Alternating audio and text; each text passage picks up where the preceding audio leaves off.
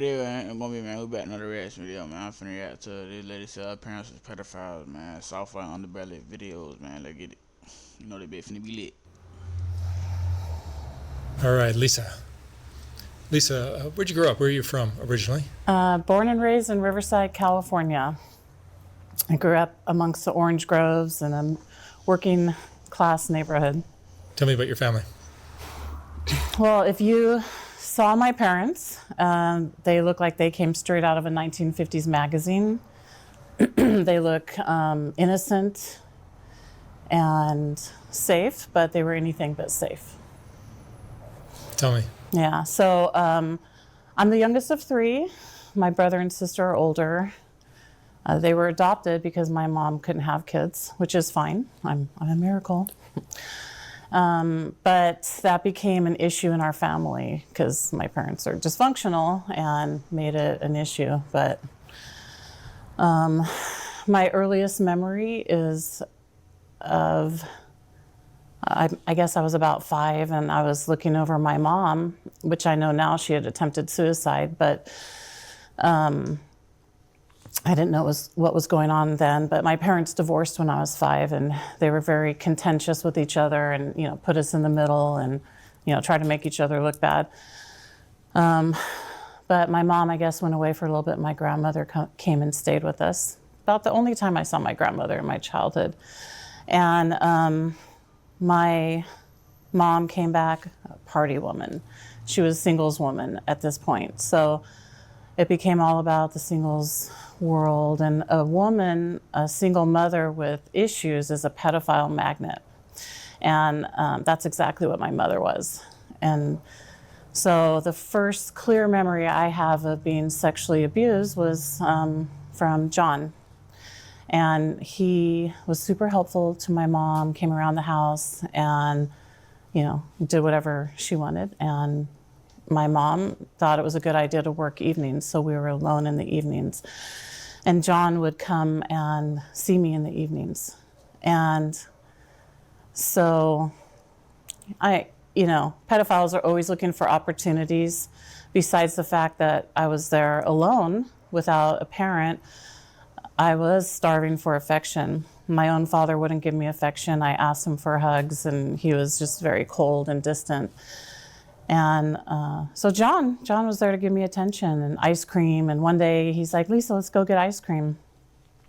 And so I'm like, "Yeah, I like ice cream. Let's go get it." But instead of going to Thrifty's ice cream, he went into a field. And it was different in the field than at home. And all I remember really is just the look in his eyes changing to, I don't know, more primal. And just being in this car with him, and yeah. And at the end, he looks at me and he says, "Do you love your mom?" "Yeah, I'm 5. I love my mom. Do you want your mom to live?" Yeah. And he said, "If I say anything about what happened, then she'll die." So, but I didn't know what to say. I don't have words. I don't know what penis is, vagina, sex, petting. I don't know anything. So I don't know what to say. So I didn't say anything. And the next day or the next week, he came back over, brought me crayons and a coloring book. And so, I'm excited for that. And I start coloring, and he starts to proceed to molest me. And he has his hands up my little dress. And my sister comes pounding in the living room, and she's pissed. She's 5 years older than me, so she's a 10-year-old girl. And she's like, "What is going on?" And looking at me, like it's my fault.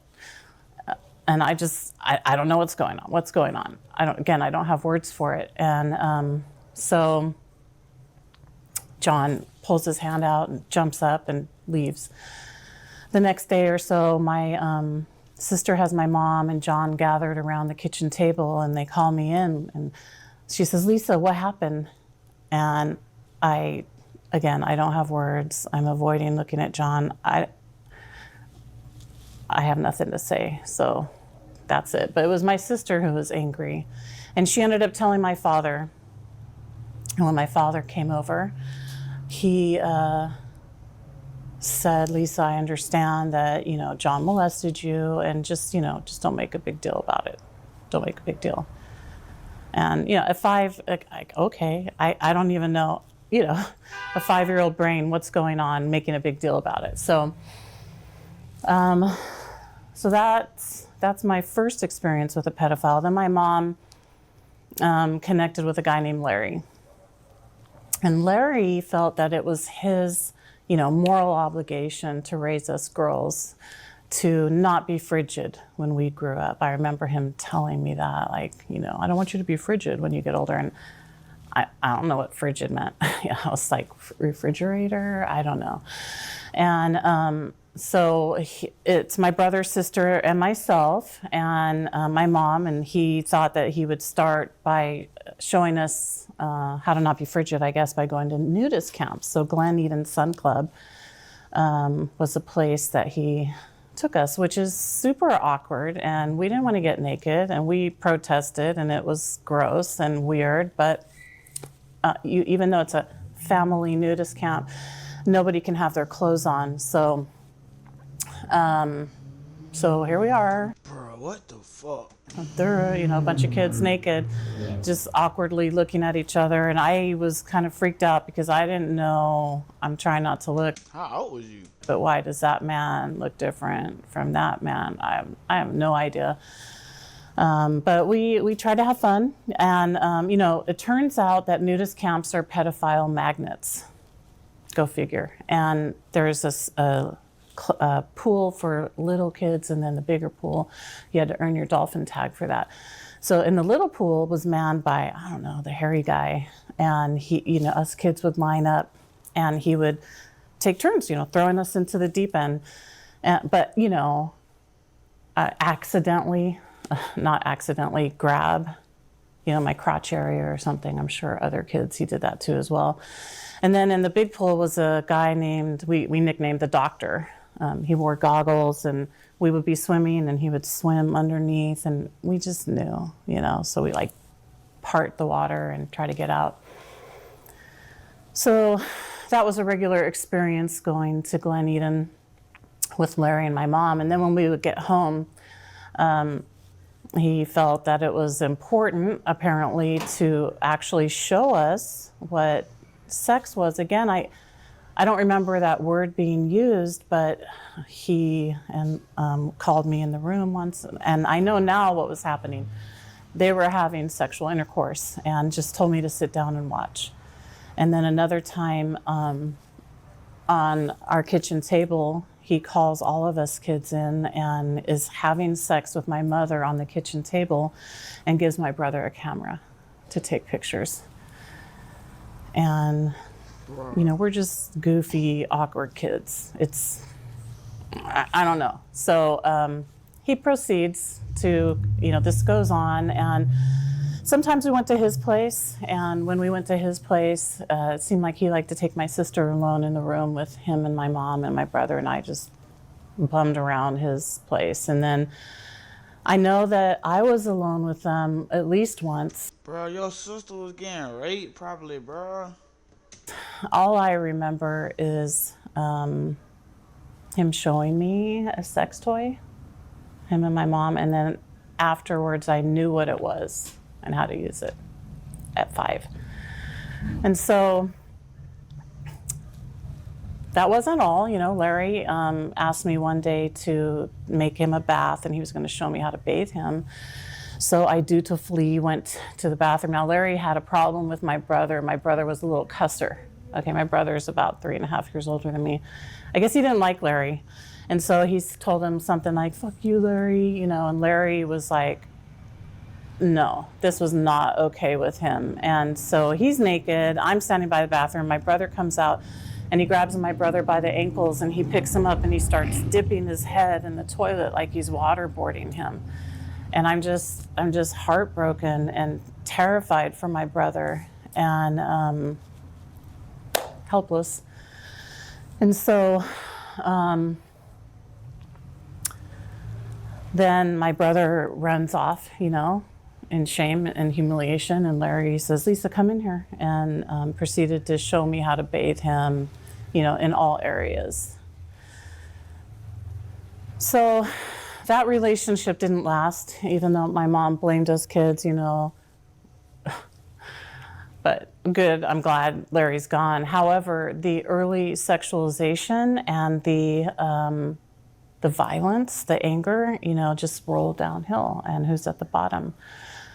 So my brother, I know my siblings are victims as well, but what ended up happening is it started to become not just my brother, but a neighborhood game, like let's pants Lisa. So it would go from, we're playing hide and go seek or something, and now it's time to pants Lisa. And so I would start running, and I would always do my best to get away, but I was never successful. And we'd end up in a room in the house, and they'd rip off my clothes, one boy on each arm and leg, and rip my legs open and start experimenting, poking, laughing, ignoring me. And, that went on, I don't know how long, I'm thinking until my stepdad came into our lives. But, once you are kind of labeled as, in my mind, I think of it as like you're used, so fair game, So I was like fair game for the boys in the neighborhood. I couldn't just ride my bike down the street. Sometimes I could, but sometimes I couldn't. And Keith and Craig would grab me off my bike and drag me into their house, or come in my backyard, and Ron, would try to get me to do sexual things with him. It was just a chaotic mess of a neighborhood. And things were bad. They were bad. One day, before school, there was a knock at the door, and I answered it, and there was this guy with this big smile, Fuller Brush salesman. And he's like, is your mom home? And I'm like, yeah. And anyway, I came home that day, and he was still there. And so this guy became my stepdad. And he was my best parent. He could have been a pedophile, but that wasn't his thing. He liked my mom. And Larry actually, not Larry, Ray, tried to parent us. And so I pretty much put a stop to my brother's assaults. And I guess I cried a lot as a child, as he reminded me as an adult, like, Lisa, you would always be crying. But what Ray did is he would come in the room, and he would pick me up and carry me to my mom's bed and lay me next to her, and then he would go lay on the couch. And she never gave me a hug or brushed my hair out of my eyes or anything like that, but just Ray giving me that nurturing was very special. It gave me a sense of what real affection from a parent would look like. Unfortunately, he was a merchant marine, and so he would be gone like 6 months out of the year. And so when he was gone, things were worse. But I was always there, dropping him off at the Port of Los Angeles and picking him up. We had a good time together. He was street smart, so we got schooled streetwise ways. But anyway, so I was 9 when he came into our lives. And he left when I was 12. But in the meantime, when he was on the ship, I guess, my sister went back east to visit our grandmother. And on the way back, she met a couple on a train, Don and Jody. And I guess they found out that they're talking to this teenage girl that, oh my gosh, we go to nudist camps too. She went to nudist camps, they go to nudist camps. And somehow it became the plan that they're going to take me to nudist camp. I'm 11 years old. And my mom's like, Lisa, your sister met this couple and they're going to take you to Glen Eden. And I said, no, I don't want to go. I don't want to go to Glen Eden. I don't want to get naked in front of people again. But she said, you're going. So I'm in my bedroom, and they come in to the house, and I hear them laughing and yucking it up in the kitchen. And my mom calls me out. And they're like, oh, you're Lisa. Okay, well, let's go, you know, and I'm sure Jody saw my hesitation. She's like, come on, let's race to the truck. And so, you know, I'm always looking for an opportunity to run or something, play a game. And so we raced to the truck, and I'm sure she beat me. And then they're like, here, sit in the middle. And so Dawn's here, Jody's here, I'm in the middle. And they have a pack of marbles on the dashboard. And she's like, you want a cigarette? And so I had been a regular smoker of cigarettes since I was 8, but I had never smoked in front of adults. And of course, I drank and smoked weed when I could as well. But I'm like, you sure it's okay for me to smoke with you guys? Yeah, it's fine, no problem.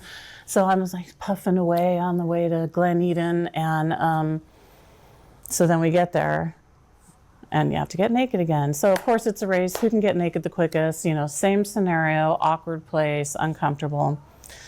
And then they take me to their apartment. And they're like, Lisa, by the way, the rules are the same in our apartment as at Glen Eden. It's a no close zone. So it's a game. As soon as the door is closed, who can get their clothes off the fastest, right? So, okay. So now we're all naked in the apartment. But, you know, they had Atari. They had cigarettes. I didn't have to go figuring out a way to get them. And they had alcohol.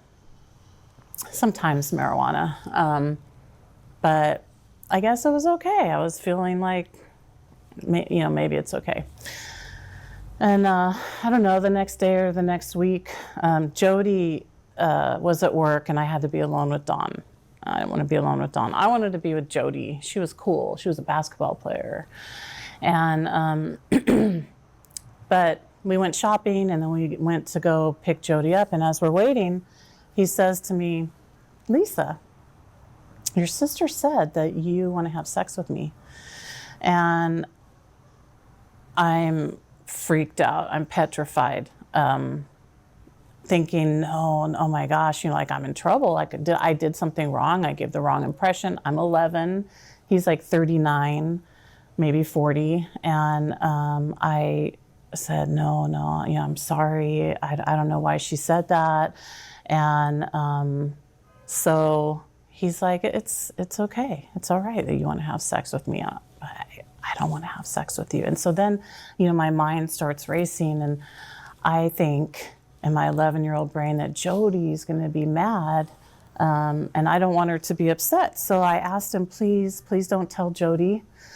And so he just kind of smirks at me, but agrees. He agrees, and I feel some relief.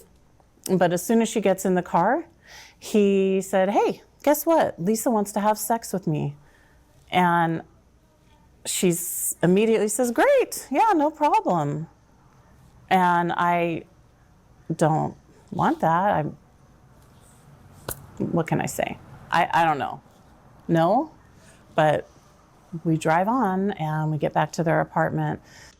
Bruh, so why you didn't say no? Like, what the fuck is wrong with you? And your sister weird as fuck. I know she was like fucking that other nigga that your mama was with. Fuck. And, you know, all pedophiles are philosophers. You know, don't be frigid. And like, you know, they're going to do me favors. And my mom's crazy. Lisa, you know your mom's crazy, right? And Jody told me, you know, if you had a good relationship with your dad, you'd want to have sex with him. And I asked Don, like, do you want me to call you dad? But he just smirked. And so they started engaging me in sexual activities, but I was definitely reluctant. And so Jody's like, come on, takes me by the hand. Like, all you have to do is watch this time. And so I'm just laying in bed and while they're having sex, watching. And then it proceeds to Dawn, like, comes and holds me, and then it proceeds to engaging me in sexual activities, touch, oral sex. But Dawn wanted me to voluntarily say, please be my first. But I was not, that was not my interest. I was not interested in that. So part of the way that he tried to get me to be comfortable with that idea was he had me watch Pretty Baby, the movie where Brooke Shields was a child and she was molested in the film.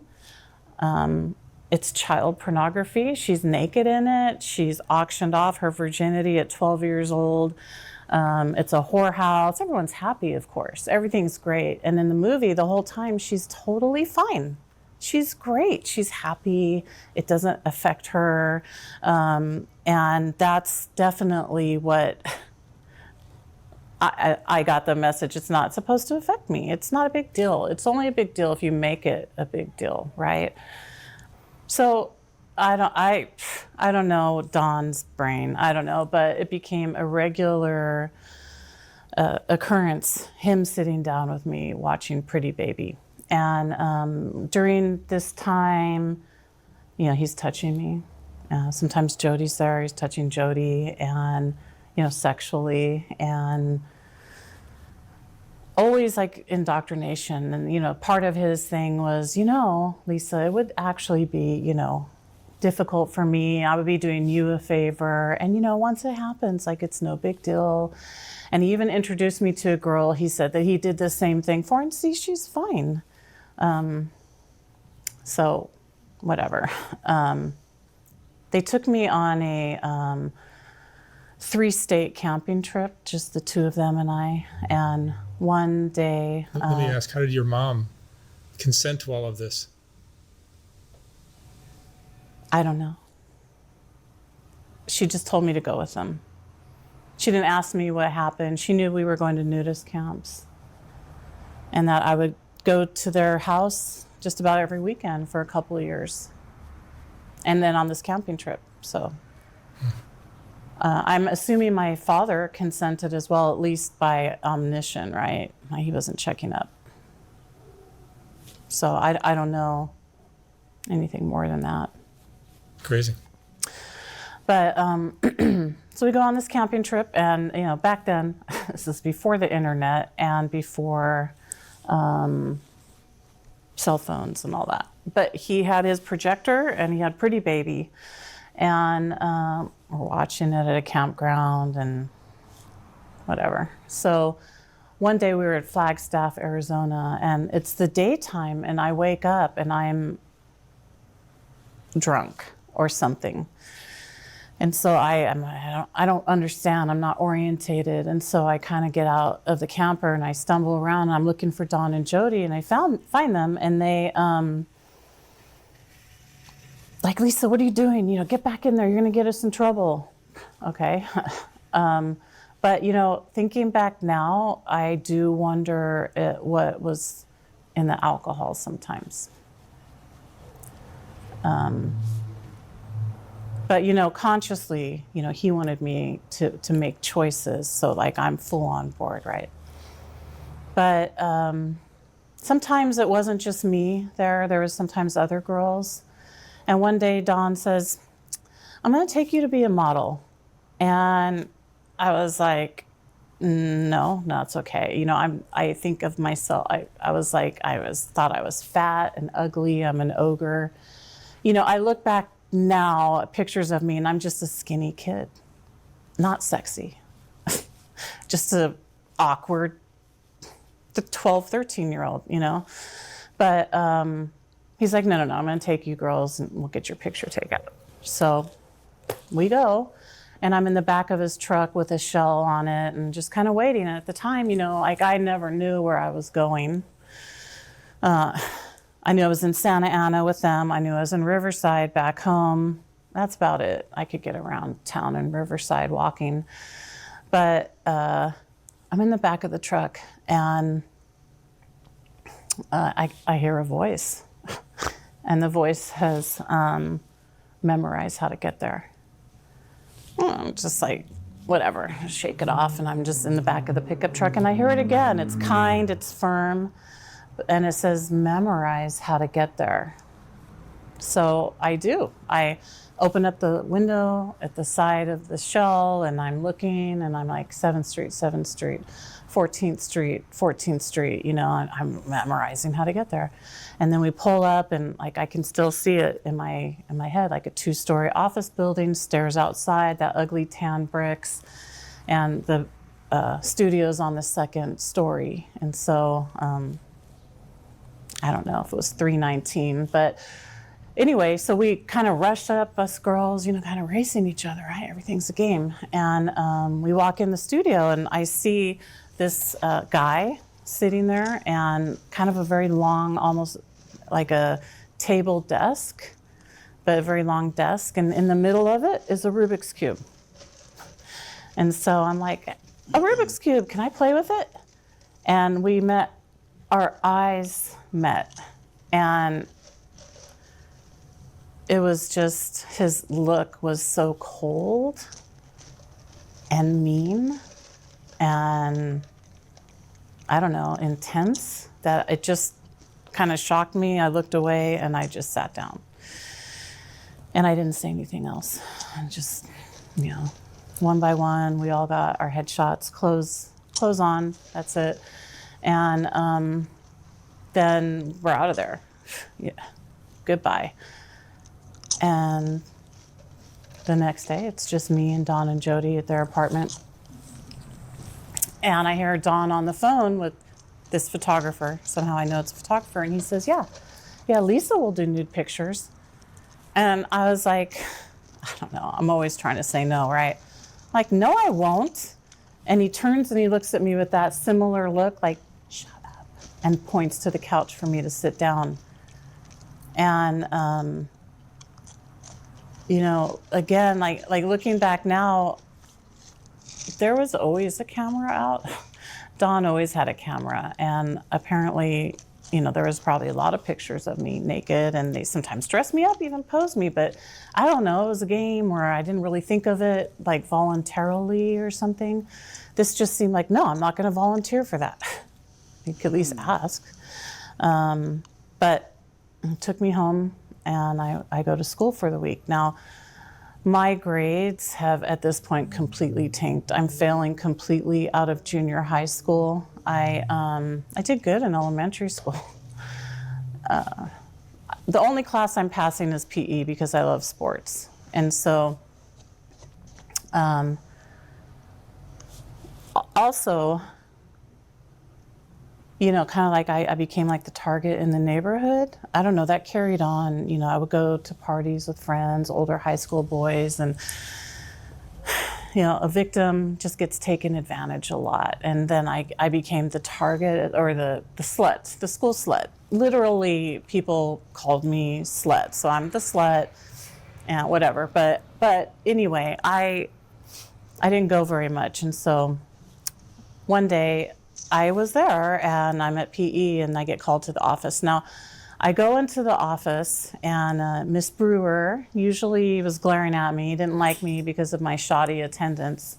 But this time she kind of has like a sad look, kind of compassionate. She's like, Lisa, these are detectives. They're here to talk to you. And again, I don't know what to think or say, but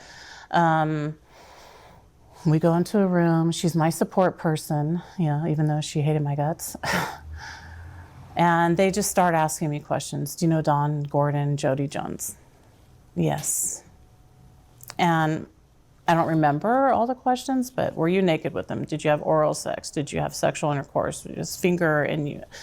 All those questions. And I'm not sure, if I should be answering them or not, but confused. Anyway, at the end, Detective Mendoza said, you're going to go in a shelter home because your home environment, I don't know, I have to investigate it or something like that, which surprised me because, I don't know, you're in denial about your life. It's nothing abnormal, And so I'm still in my PE clothes, and he's like, well, we're going to need to talk to your mom. And it turns out that day, my mom was actually picking me up. Usually I ride my bike to school, but I said, well, my mom's picking me up. And the school was just letting out, you could hear the bell, it rang, and he's like, really? Okay. So he sent the other detective to go get her. And then she meets with me in the office, and she's like, Lisa, and reaches out to me and embraces me and says, why didn't you tell me? Why didn't you tell me? And I just felt like so much shame and humiliation. And tell her what? I don't know. I didn't know, but I know looking back, like, why was that so weird? But my mom never hugs me. So that was one reason why that was so weird. But Detective Mendoza took me to shelter home and was very kind to me. He made sure that I was able to continue to play sports. I was an all-star catcher for this girls softball team, and I didn't know why at the time, but I had to have a sheriff's escort, which was very awkward and uncomfortable, and like, I'm in a shelter home now. Ugh. So I'm always like the weird girl, and but I was able to play sports, which I was really grateful for. And he took me out to dinner with his family a couple times and tried to kind of, like, Lisa, it'll be all right. You can still have a good life, that sort of thing. One day, a social worker showed up and took me to Orange County for those detectives to interview me. And I get there, and one detective takes me in the room, and he says, so there's this photographer. I guess he knew. I don't know how he knew whatever. But he knew about this photographer, and he said, Don and Jody said they don't know how to get there. They don't know where he's at. And I was like, wait a minute.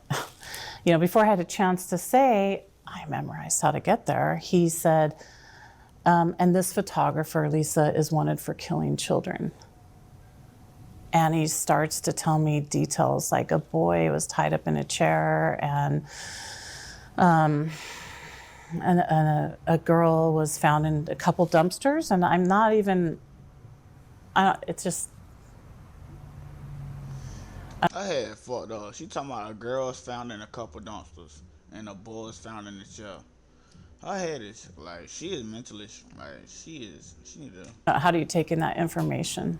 And so when he finished explaining a little bit, I said, well, I memorized how to get there. And he said, you did? I said, yeah. He's like, let's go right now. And so we went, and I'm like 7th Street, 14th Street. I took him right to the same studio and walked him right up to it. And there's these two big detectives and me. I'm 13 at this time. And they knock on the door. And I'm thinking, okay, is this guy going to end up killing me? Because I don't know, he's going to see that it's me showing. But there was no answer. They didn't bust down the door. We just left. But I always wondered, like, was he looking through a peephole or something? I don't know. And then they took me back to Riverside, and that was it. I think it's an example of how I always want to be helpful with the system, with, fighting good against evil, doing the right thing.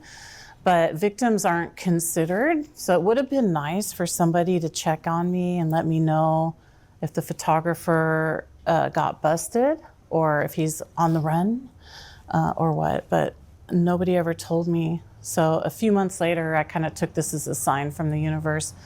They used to have editorials back then, and it was Hal Fishman. I'm pretty sure he was talking about some victim and their courage and showing something, the detectives, and some child pornography ring got busted. And thanks to the victim. And I was like, wow, I wonder, was that because of me? I have no idea. But,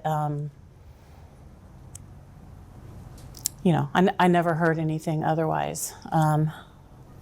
But near the end of the summer, Detective Mendoza tells me, Lisa, I have to take you back home. I don't want to. I feel that your mom is the worst kind of abuser, but I don't have a choice. Like, they're not going to let me keep you in the system. So I gather my stuff, and he drives me home, and he tries to give me a pep talk. I know he didn't want to do it, but he had to do it, and there I go, right back into the home. And, no therapy, no follow-up. nothing. So my family, being the family that they are, I was looked down on, not for being a victim of sexual abuse, but for, like, especially according to my dad, you know, especially if you're a man, if you want to have sex with a man, a woman, a child, that's fine. Like, that's like the religion that he lived. And that I might be responsible for somebody getting busted for that definitely made him look down on me more. So, and my mom just called me a slut, and my siblings, I don't know, they're out of their minds, you know, doing their own things. But I somehow gathered up like the determination that I'm going to do good in ninth grade.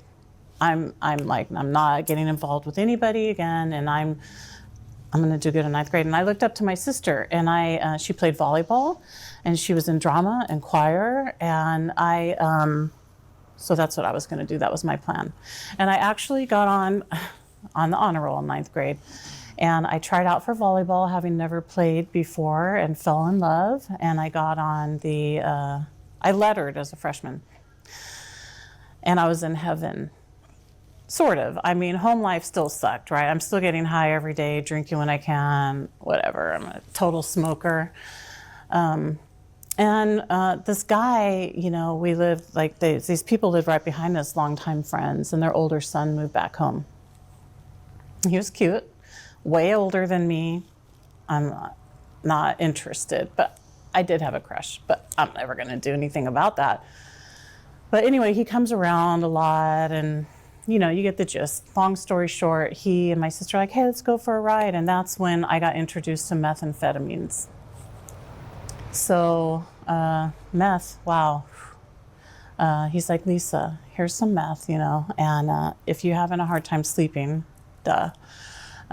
you can come over to my house in the middle of the night and we'll play games. Okay. So one night I'm like, okay, I'm just going to go over there and play games because I'm just like tweaking out of my brain and bored. So we did. We actually started to play a game. And then before I know it, he started kissing me. And I did feel flattered at first. I was like, oh my gosh, you know. I'm 14 and like he seemed so cool, but then it like progressed really, really fast and became very instructional from him to me. And then when we were done, he's like, hey, I'll see you tomorrow. And I just crawl back out of his window and I go home. And I thought in my naive, forever naive brain, oh my gosh, we're boyfriend and girlfriend. But I'm terrified that people are going to find out because I'm the slut and there's more confirmation that that's the case. So I told him, I said, Glenn, nobody can find out about this. So he's like, oh, no problem. Nobody will find out. So that worked out for him. And he's like, you know what, come back over tonight and bring your volleyball uniform. So, okay. And I brought my volleyball uniform and he's like, go ahead and put it on. But I'm like super awkward to change into it, which he thinks is kind of funny, you know. And I do, and he took some pictures of me in my volleyball uniform. And then he had other outfits to wear, and then it became just naked pictures. And, you know, over time, like it progressed to pictures, you know, involving sex acts. And you know, I started to really get the impression that, you know, he's not my boyfriend, and because he's a philosopher too, you know, and he would say things like, Lisa, you know, when you get married, when you're older, you know, I'll take you to the wedding chapel. And that actually hurt my heart because I'm like, oh my gosh, you know, I want to marry you. And then when you get divorced, I'll take you to the divorce attorneys. And so it didn't, I didn't want to participate with him anymore, but he couldn't let it go. But I told him, you got to get rid of those pictures. You know, somebody's going to find them, and then I'm going to be confirmed again a slut, I guess. And but I stopped meeting up with him. And he said, well, Lisa, if you want to get rid of some old pictures, then you can do some new pictures. We'll get rid of 10 pictures, you do 5 new pictures. And I just I didn't want to do that. And so I just did my best to avoid him, but he's in the neighborhood and he's coming around my house. And my mom had a boyfriend that was coming around the house and he's trying to get me to go to Vegas to be a prostitute. And just like, so I avoided home. How old was you? 14, 15? As much as possible. And yes, of course, I'm just like this clueless young girl victim getting assaulted at parties, and not a good situation, just like a hot mess. Bro, she not clear with all her stories, but that shit aggravating. Like, what's the point of doing this if you gonna tell fucking stories? Of course, high school, 1/4 on the honor roll, and then it turns out that perpetrators don't really care about your grades or your sports, and so I went to continuation school. Couldn't hack that, and I'm on independent study. But by this time, I had a friend I would hang out at his house, Andy. We were buds. And there was a guy up there that he was just 10 years older than me, and I was 14. But he told Andy's mom that he wanted, more of a relationship with me. And with her encouragement, I guess eventually, I told her I'm not interested. And I told him I'm not. I'm just like trying to hang out. We'd go to the beach. He'd surf, I'd sunbathe, and but anyway, by the time I was 15, we're boyfriend and girlfriend. But hey, at least he called me his girlfriend. But it was the same situation, as Glenn. And just not. My life was a mess, and I wanted to be sober. But I had no idea how I could ever be sober. And so I'm just cycling through like weed every day, alcohol when I can. Of course, I'm a total smoker, meth if I can get it. Was your mom using drugs? Not that I know of. Pills. And she still looked like, she had like that up done hair and her perfect makeup and dressed in business and whatever. Our house was always perfectly clean, and she always made sure. Sometimes we have to get up in the middle of the night and clean it. And so my house, that's how it looked. It was always in order. But no, I'm just out about doing drugs. But this guy, Bob, my boyfriend, his family was really nice. And they were Christian, and they knew what we were doing, but they were still really nice. And they're like, hey, you can play sports at the church. So I'm like, okay, any opportunity to play sports, because I really missed out. And then they started just talking to me about prayer, and I was always believing in God, and but I hadn't heard of the Bible. I mean, I'd heard of the Bible, but I didn't know anything about it, or 10 Commandments and stuff. So anyway, I started praying more specifically. And I gained strength. Like I started going to church, and I was able to just quit using substances. I had like a new people to hang out with, and I found like this inner strength somehow to break up with Bob. And I was like, wow. But one day I was praying,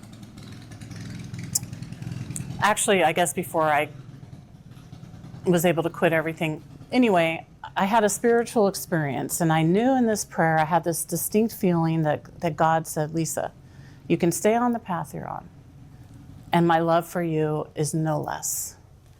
But you're not going to get sober. It's going to get worse. You're going to die early, be a prostitute or some variation thereof, overdose something.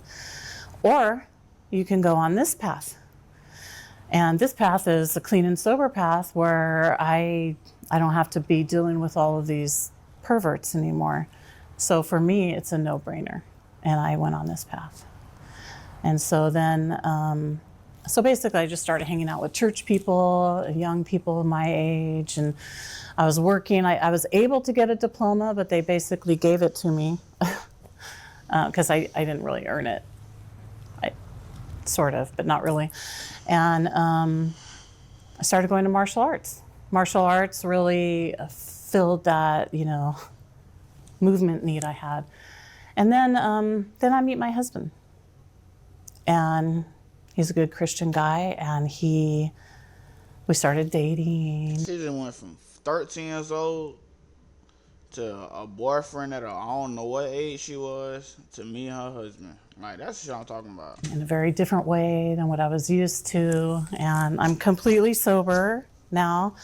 And I'm like, he's showing more interest. And in our little world there, it's marriage is the next step. And I told him, well, I have this past. And he's like, it's okay, it doesn't matter. And so we ended up getting married. And I'm still clean and sober. But after I had my first son, bam, man, the depression hit. And I wasn't well. I wasn't well. I didn't really know where to go for help, but I'm like, well, I guess I better go to therapy. And that was my beginning of trying to get help. And it was sketchy. Back then there wasn't, now everyone's trauma informed. Everybody understands trauma and complex post-traumatic stress disorder and all that. But back then, like, nobody knew that. But there was some, like, I did go to like a sexual abuse recovery group, and I was like, I think I want to be a therapist. And I remember one of the girls saying, Lisa, everybody wants to be a therapist in recovery. I'm like, okay, but I think I really do. And so I decided to become a therapist, and I started with one class at a time.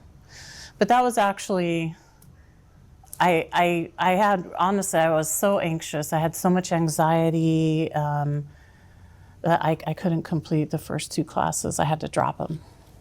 But the 3rd class stuck, and eventually I just kept going. But before I even took my first class, I think I had my 2nd son, and I get a call from the Orange County District Attorney's Office. And they asked me if I will testify on behalf of Dawn's newest victim. I mean, out of the blue. And I'm just trying to live my life, trying to manage my family, and my husband's family. We both come from traumatic histories, and it's a huge re-trigger. But they don't ask, hey, do you need anything? Are you okay? It's just like business, you're done. Oh, we don't need you to testify, it's over. But it's a complete re-trigger. So about that time too, I had decided, oh my God, like, what the hell? Bro, how old are you? My childhood. What, so I'm starting to get in touch with my anger, because I can't let that anger go inwards and be depression. So I have to put the anger where it belongs, because it doesn't belong on my children, and it doesn't belong on my husband, and it doesn't belong on me. So I decided I was going to confront my abusers. But I couldn't find most of them. I looked in the phone book, this is before the internet. But, I'm like, I think I'm going to confront my father. And so he comes over one day, and I tell him what happened. John, Larry, Don, and Jody, and all. I mean, I know now, thinking back, like, he should know. Anyway. And he's like, wow, Lisa, you had quite an extensive sex life. And I was offended and hurt. And then before I had a chance to say anything, he said, and children under the age of 3 don't remember anything. And I didn't say anything about that. I was only talking about John, And actually with my dad, I remember a couple times, like growing up, thinking, because my brother and sister went and lived with him a couple times, but I remember thinking, like, I would rather be on the streets of LA than live with my dad. But I don't want to go on the streets of LA or Vegas or anywhere. By the grace of God, I'm not.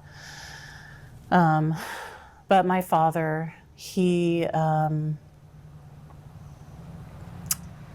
liked young boys, and he was a high school teacher. And so one day after this experience, another high school teacher at the school he taught at got busted for molesting a boy.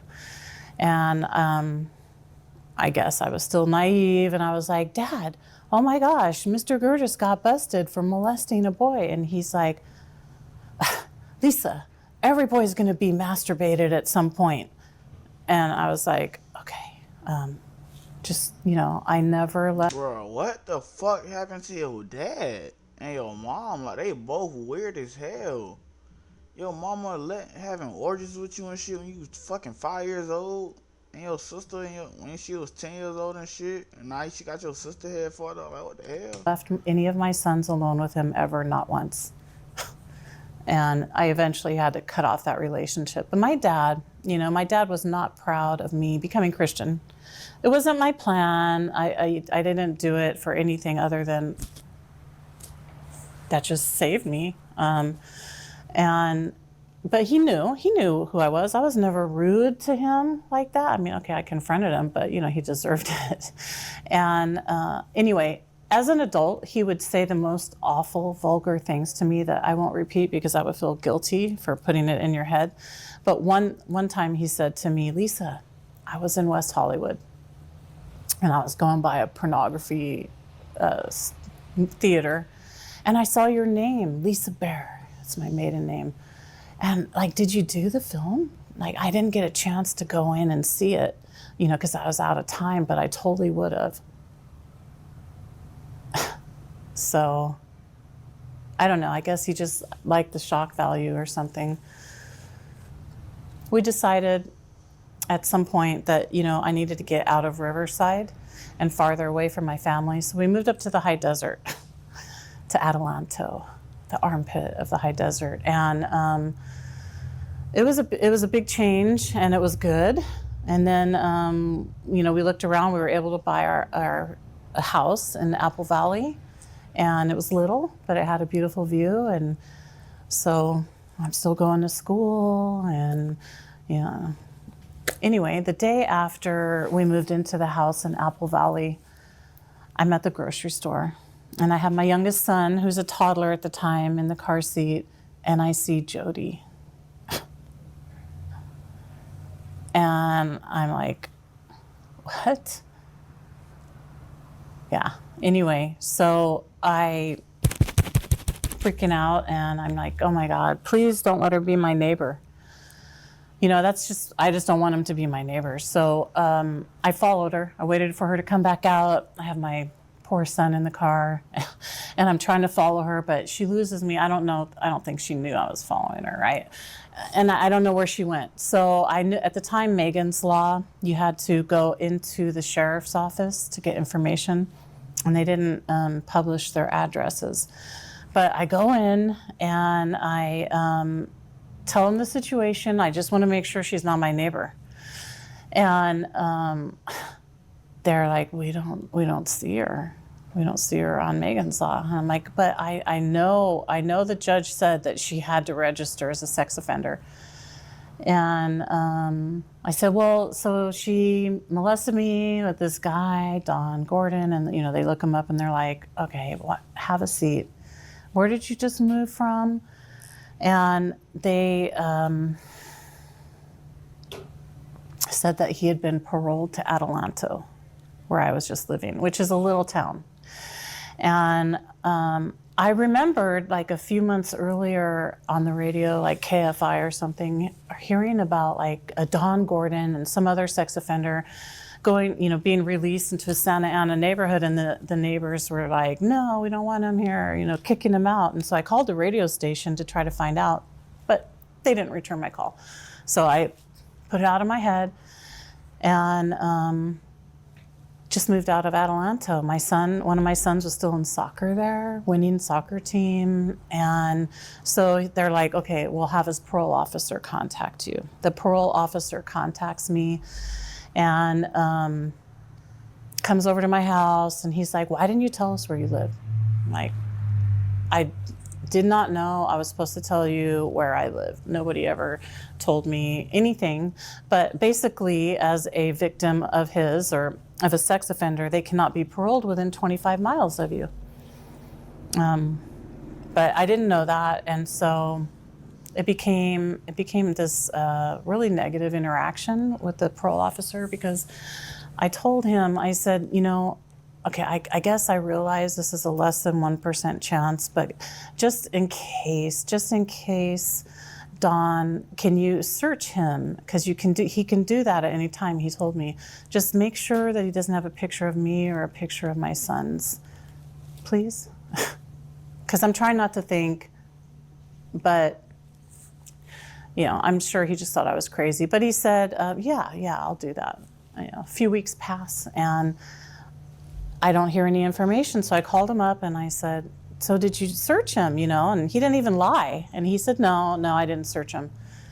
I'm like, why? You missed that opportunity. Like, if there was something there, you could have found it. And now, he knows that somebody saw him I don't know. And he's just kind of has no communication skills and is treating me offensively at this point. And so I asked to talk to his supervisor. And I call his supervisor and I'm crying and I'm kind of hysterical. And I'm sorry, I don't mean to be crazy, but I just he said he was going to do it and he didn't do it. And the parole officer supervisor says, you know what? You really should get some therapy. And I'm like, really? Wow, that never occurred to me. Thank you. So I just have to regulate. He wasn't in my presence, but, I'm not going to lie. I definitely had some violent thoughts towards him. And I was like, this just was this whole mess. And I told him too, I said, look, Jody is supposed to be registered. And, California had 3 strikes and this would have been her 3rd strike. But anyway, they gave her a pass, I guess, because she was a female. But she had to register. And the thing is about Megan's Law is I could see where she lived, after they upgraded it and where Glenn lived. And it gave me a sense of power somewhat, and Dawn, of course. But anyway, some random police officer in San Bernardino called and left her address on my machine. And so I then knew where she lived, which of course was right by the college I was going to. And also I started to run into her at Walmart, at the doctor's, all the time. And I'm always dodging and hiding out and grabbing my kids. And I really don't even realize at the time how much this is triggering me, except for I am trying to live my life and I'm not doing well. So I kind of got to the conclusion where, you know what, she's going to reoffend. And I am obviously not a good mom, not a good wife. And so I should just go kill her. And then I'll be in prison. My husband and kids can move on. And, just crazy thinking. And more than a few times I'm driving around her neighborhood and just thinking about it and calling my husband, Robert, I just feel like this is what I need to do. And he's talking me down. And so did Orange County District Attorney's Office care, follow up with therapy. Dang, boy, she had that cutthroat energy in her, boy. She was finna go kill that hoe, boy. Stop playing. Try to talk to me, help me out in any helpful way, no. The positive that came from it is Dawn was put under civil commitment, which is a whole law that if your parole officer thinks you're going to reoffend, they can do that, and then they're forced into treatment, something like that. But they're housed, not in prison, but a prison, hospital. And so he's out of the picture. And so this whole time, though, that I'm running into Jody, it turns out that she actually did reoffend. How did I find out? I found out through Megan's Law. Because again, why would I get updates? And she, I don't know if she got extradited out to Illinois or what, but you can read that it was an offense in California. And anyway, whatever. So yes, I needed to put the anger where it belongs, but also learning to let go. I want to move on with my life. And I do that, trying to do the best we can, raising our family, going to school. I became a therapist. And I feel like I was doing okay, you know? And we decided that we needed to move out of state because our sons, the environment became not the best for them, and the economy took a dump. And so we went to a state where my husband had gone to school for most of his life, grew up most of his life there. And so I couldn't go into private practice right away. I had to work at agencies, and so until that worked its way out. And I was literally a crisis therapist for children who had just been placed in CPS care. And at this point, I used to get like nervous and stressed when I saw an Orange County number, but I was over that at this point. And I'm in my car ready to go get gas, and now I have cell phones and the internet, and I see Orange County's calling. I'm like, sometimes it's just, solicitation. And I go in and I pay for the gas and I come back out, and there's a voicemail. So I listen, and it's Orange County District Attorney's Sex Crimes Unit contacting me to see if I will testify for Don Gordon's civil commitment trial. And so immediately I'm like, yes, hell yes. Yes, I will do that. And, I call back the investigator, and I'm all amped up, and he's like, wow, you're a therapist. We could really use, someone like you to testify. And I'm like, okay. And we make a plan to talk soon. And then I go through my day. And then by the end of the day, I'm like, don't lay down, don't lay down, don't lay down. But I did, and that was it. I know now, even then, even though I was a therapist, it still wasn't quite clear in my head. Like, I triggered back into PTSD big time. And I started to not do very well.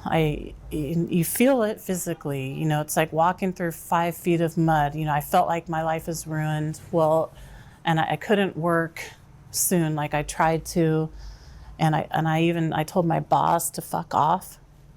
Very professional, because I just started decompensating and I couldn't keep up with the caseload. And I was like, whatever, my life is ruined. And I thought about taking my own life, and I thought about, I don't know, I was not in a good place. One of the big reasons is I didn't feel like I was being treated respectfully by the investigator, and the lawyer, the attorney. And, he had asked me to get pictures of myself as a child and email them, and I didn't hear. And so I was just like, emailed him back. I said, I'm not doing really well. Can you just let me know you got these? I'm trying to be really nice. I'm trying to regulate. But I'm not doing well. I'm not doing well. And I still don't get a response. I said, look, I'm a therapist. I'm trying to just manage this. Anyway, it became a hostile situation for me, I felt. But by the time it came to testify, they flew my husband and I out, and I wasn't happy. I was, somebody said to me, well, you don't have to, Lisa. But I had to, I didn't know how to say no. And so we get to Orange County, and the investigator picks us up, and bottom line, it ended up where it seemed like he was cool, like the victim advocate made no attempt to have a relationship, look out for me. But I felt like, the investigator was like, we're on a team. And so the next day it was time for me to testify, and I never wanted Dawn to ever see me again, but that was going to happen. So I get into the courtroom, and I get up, and I'm sitting down on the witness stand, and there's Don, and I just stare right at him, and he's actually like, hey, like looking like, good to see you or something ridiculous. I'm like in my 40s now. The last time I saw him, I was 13. And Anyway, I stared him down. He looked away. And his attorney's like, don't look at her. But I was able to get a lot out and testify, and in between, we had to break for lunch in between my testimony, and the investigator took us out, and he was really nice, and he said, Lisa, you're doing really well, and you should write a book. And I said, why do you say that? He's like, I don't know, but you should write a book. I said, well, if I write a book, will you read it? And he says, if you signed it. And I said, okay. So we're kind of buds now. And after the testimony and all that happens, he's driving us back to the airport. And I said, hey, can you do me a favor, please? Just when the jury goes into deliberations, can you please let me know when they're going into deliberations so that I can be at home and not out working or something, and then I can, be in a safe place, because I know I'm just all over the place emotionally. And he says, don't worry, Lisa, I will contact you and let you know, so you can go home and, be prepared. Even if it's a good verdict, I want it to be home. So a couple weeks later, I get a call from Orange County. And so I'm out working. I'm like 45 minutes from my home because I'm traveling all over finding these kids. And it's the victim advocate. And she's like, Lisa, it's good news. And so now I know, wow, the verdict came in.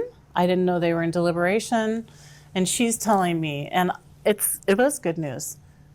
He was found true to be a sexually violent predator, but I don't know, I just felt awful that the investigator didn't tell me, and I was just like crying, going home, whatever. So my boss, the one that I had told to fuck off, like, she's really cool, she's like, I'm working for her again, and I tell her what's happening, and she said, Lisa, just tell the investigator how you feel. Like maybe you can end on a good note. And so I'm texting him like, I'm sorry to bother you, and I know you're really busy, and I know your job is really hard, and but I'm just really kind of bummed out that you didn't tell me, whatever, something like that. And I want to end it on a good note. Can we end it on a good note? And he texts me back, do not contact me again. So there I go, spiraling down again. What happened? We ended on a good, whatever, something like that. And I want to end it on a good note. Can we end it on me? But I'm just really kind of bummed out that you didn't tell me, whatever, something like that. And I want to end it on a good note. Can we end it on a good note? And he texts me back, do not contact me again. So there I go, spiraling down again. Anyway, so I was not well again, but I have to work, I have to go on with my life. I'm going to put the feelings where they belong. So I decided that I'm going to contact Orange County every single day until I get the opportunity to talk to the district attorney himself, Tony Rackauckus. I contacted Governor Brown, Kamala Harris, the Attorney General at the time, Oprah, Dr. Phil, LA Times, Orange County Register, crickets.